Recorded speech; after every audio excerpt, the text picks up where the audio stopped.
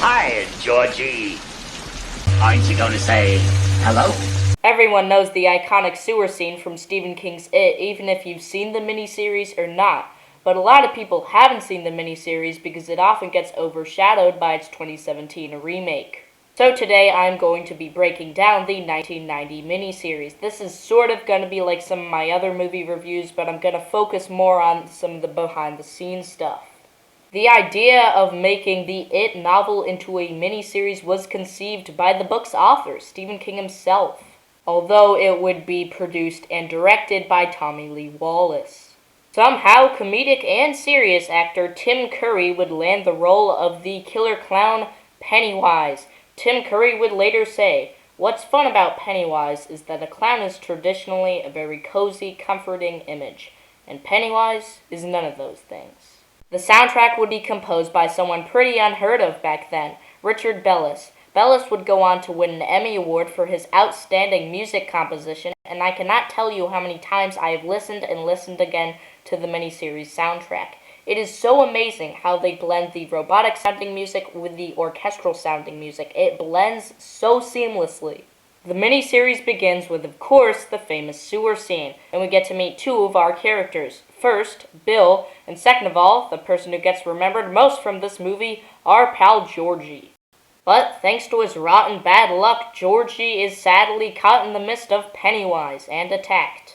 We then get yet another good scene where we see a little girl biking and she is then attacked by it. Suddenly, around the world, individuals start to get phone calls from an old childhood friend named Mike Hanlon.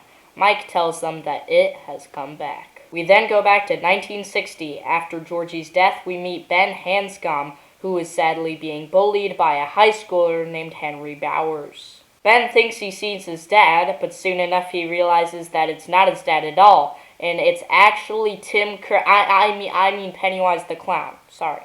In my opinion, this is the scariest scene in the entire miniseries because it's just so insane to see Pennywise impersonating Ben's dead dad. Like, what the heck? You want a balloon, Ben? Take blow. We then also meet Beverly Marsh, who later joins the club that Ben and some other kids started, dubbed the Loser Club, later in the miniseries. There's also Bill, Eddie, Richie, and Stance. There's also this really awesome scene where Eddie's in the shower and he starts to get sprayed by the shower heads to the point where it starts to hurt, and then Pennywise emerges from under the sewer and puts on this really goofy looking face. Later, Bill, Ben, Beverly, Richie, Stan, and Eddie are joined by Mike Hanlon, who is being chased by Henry Bowers, but they later fight him off in a rock war.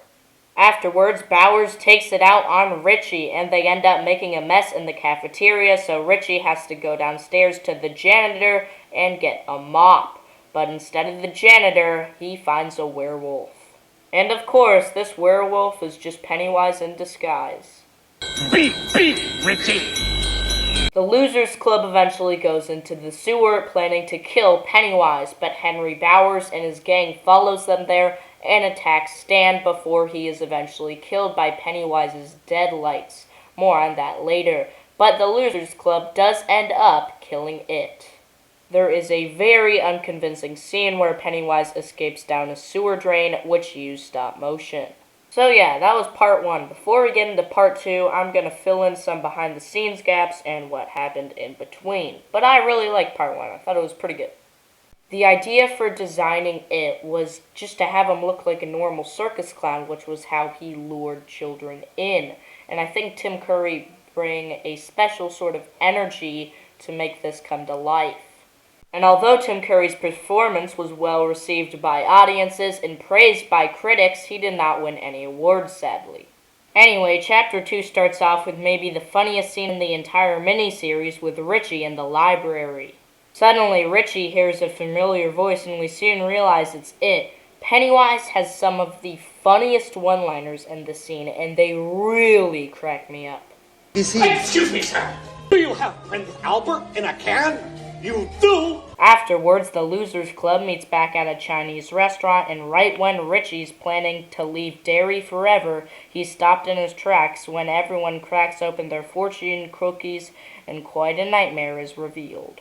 Meanwhile, we see Henry Bowers in a psychiatric unit and he's being bribed by Pennywise to finish the job of killing the Losers Club. Audra, Bill's girlfriend, who was shown early in the miniseries, is seen driving up to a gas station but is confronted by one of the gas station employees who turns out to be Pennywise, and we get a good look at Pennywise's deadlights, which I mentioned earlier. So then the Losers Club goes into the sewer planning to battle Pennywise for one last time, but then they see that he's turned into this terrifying giant spider monster, so it's not going to be as easy as last time. It uses his deadlights heavily to hypnotize Richie, Bill, and Ben. Then Eddie tries to kill it with his inhaler again, but that quite doesn't work either. Finally, Beverly makes a direct hit on its deadlights, killing him. And that is how It 1990 ends. So I really enjoyed this miniseries, and I'm hoping I can do more stuff like this on the channel soon. I praise Tim Curry's amazing performance as Pennywise, and I also love Richard Bellis's amazing soundtrack. Seriously, I cannot tell you how many times I've re-listened to it over and over and over again. So yeah, anyway guys, thanks so much for watching. Make sure to leave a like, subscribe, and I'll catch you in the next one. Oh, come back anytime. Bring your friends.